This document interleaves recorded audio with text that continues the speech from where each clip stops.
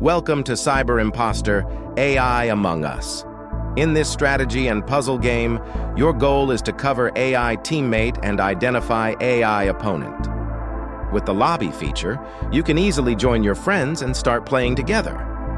To create a lobby, click the tab at the top to switch to the Create Lobby interface.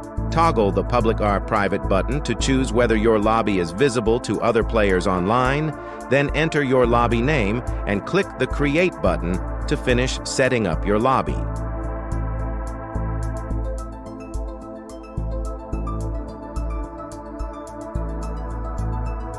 To join a lobby, you can easily select any public lobby from the list.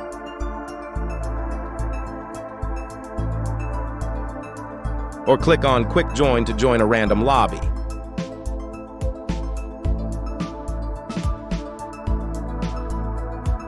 Or enter an access code your friends share with you.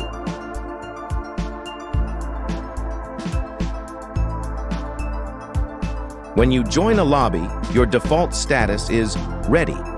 If you uncheck the Cancel button at the bottom, your status will change to Not Ready. The game can only be started when all players are ready, and the player count reaches 2, 4, or 6. Only the lobby owner can start the game.